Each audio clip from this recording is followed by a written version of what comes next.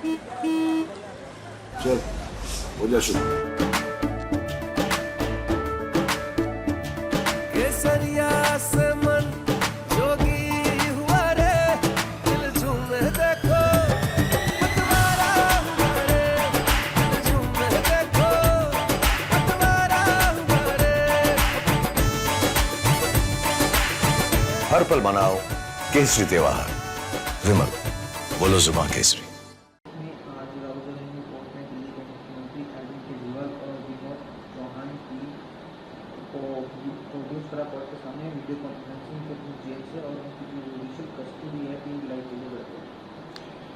देखिए, अरविंद केजरीवाल जी कहते थे कि मेरे पे केस ही कुछ नहीं है, मेरे को तो जमानत भी जाते ही मिलेगी, जज फाइल उठाकर फेंक देगा, और अब उनको फिर से 15 दिन के लिए उनके जुडिशियल कस्टडी मतलब तिहाड़ जेल के लिए बढ़ा दी गई है। एक बात स्पष्ट है कि जितने पुख्ता सबूत हैं, अरविंद केजरीवाल जी लालू प्रसाद जी की तरह सबसे longest serving chief minister, former chief minister होंगे जो जेल में रहेंगे, क्योंकि इस केस में उनको सजा भी होगी और सजा काट कर ही वो जेल से बाहर आएंगे।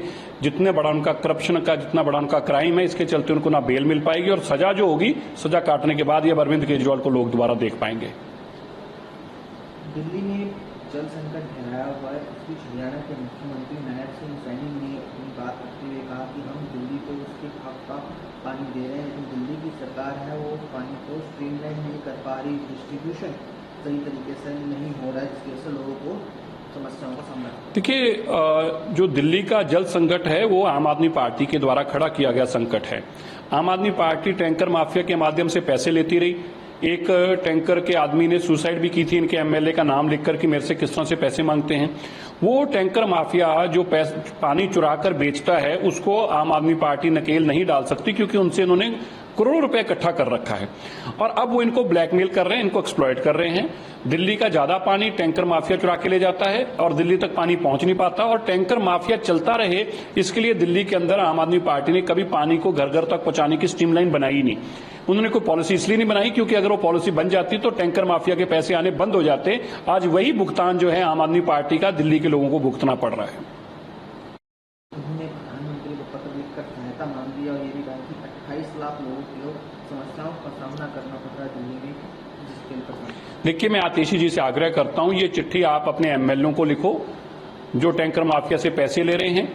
ये चिट्ठी आप अपने मंत्रियों को लिखो जिन्होंने टैंकरों की ऑक्शन करा के उनसे पैसे ले रखे हैं। ये चिट्ठी आप जेल में अरविंद केजरीवाल जी को लिखो जिन्होंने टैंकर माफिया से करोड़ों रुपए एडवांस ले रखा है।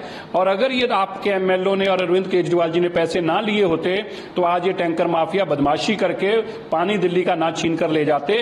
ये चिट्ठी लिखनी है तो उन लोगों को लिखो जो आम आदमी पार्टी के लोग टैंकर माफिया से पैसे ले रहे थे, जिसके कारण आज दिल्ली के लोगों को इसका भुगतान भुगतना पड़ रहा है। हरियाणा की राजनीति में एक सब बदलाव देखने को मिला है। किरण चौधरी अपनी बेटी श्रुति चौधरी के साथ बीजेपी में आ गई हैं। कुमारी शैलजा जो सांसद हैं बीजेपी की हैं हरियाणा से, उन्होंने कहा ये राइट थिंग है, हमारी पार्टी को इस बारे में सोचना चाहिए, एक बड़ा चेहरा हम लोगों ने खो दिया। मैं कॉन्फिडेंट हूँ अगर उनकी बेटी को टिकट मिलती तो एक बड़े मार्जिन से चुनाव। देखिए, कांग्रेस कुछ लोगों के हाथ में है जो राहुल गांधी जी की चापलूसी कर सकते हैं, जो उनके चरण चुंबन करते हैं। कांग्रेस उनके हाथ में है और यही कारण है कांग्रेस का पतन हो रहा है। गांधी परिवार को लोग पसंद नहीं करते, लेकिन गांधी परिवार कांग्रेस को चिपक कर बैठा है, और यही कारण है कि देश के लोग छोड़ छोड़कर कांग्रेस भाग रहे हैं। हरियाणा के अंदर भी कांग्रेस का खात्मा होगा, तीसरी बार बीजेपी की सरकार भी बनेगी, और ये अंतरकले जो है, एक गांधी परिवार का वहां पर धड़ा है, दूसरा सोनिया गांधी का धड़ा है, तीसरा प्रियंका गांधी का धड़ा है, और चौथा वो वड्रा का धड़ा है। वहां पे हर किस्म का एक धड़ा बना हुआ है, जिसके कारण दिल्ली के लोग, माफ करना, हरियाणा के लोग परेशान हैं, और इसीलिए तीसरी बार भी बीजेपी की सरकार ही कामों के चलते बनेगी।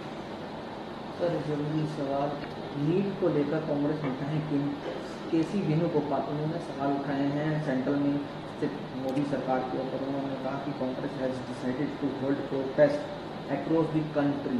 शुक्रवार से कांग्रेस की जो पार्टी है पूरे देश भर में जगह जगह प्रोटेस्ट करेगी इस पूरे मामले में, न्याय की मांग को लेकर, क्योंकि छात्रों के साथ काफी बुरा हुआ है, इरेगुलरिटीज देखने को मिली है, पेपर लीक। केसी वेणुगोपाल जी, शायद आप भूल गए, ये काम आपका है, ये आपकी पार्टी का काम है पेपर लीक करना। आपको याद नहीं आ रहा होगा, राजस्थान में ये काम हुआ था। आपको लगता है कि जैसे आपकी पार्टी राजस्थान में पेपर लीक कर कर पैसे लेती थी और घर से करोड़ों रुपया आपके कांग्रेस के लोगों से मिलता था, मंत्रियों के लोगों से मिलता था और नाम ही पड़ गया था पेपर मंत्री का।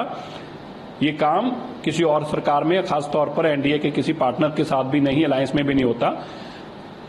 हमारी पार्टी एक ईमानदार लोगों की पार्टी है। ये जो आप अपना प्रोटेस्ट करना है तो उन लोगों के खिलाफ करो जिन्होंने ये पेपर लीक किए थे और लीक करने के नाम से करोड़ों रुपया लोगों से लिया था। सर, अब से थोड़ी देर पहले टीएमसी की राज्यसभा सांसद सात्विका घोष ने प्रेस कॉन्फ्रेंस कर कई गंभीर आरोप लगाए। भ्रष्टाचार किया गया, बहुत बड़ी रकम के भ्रष्टाचार का आरोप बीजेपी पर लगाया है, स्टॉक मार्केट को हिलाने के लिए इस तरह किया। अब ममता बनर्जी जी के मंत्रियों घर से करोड़ों रुपया पकड़ा जाता है तो उनको सपने लोगों के लिए आएंगे। एग्जिट पोल ने कहा बीजेपी की सरकार बनेगी, एनडीए की सरकार बनेगी और वही बनी है और तीसरी बार बनी है। देश में नया इतिहास कायम हुआ एक। लेकिन ममता जी की घबराहट क्या है? क्योंकि उनके हाथ से अब बंगाल छिनने वाला है।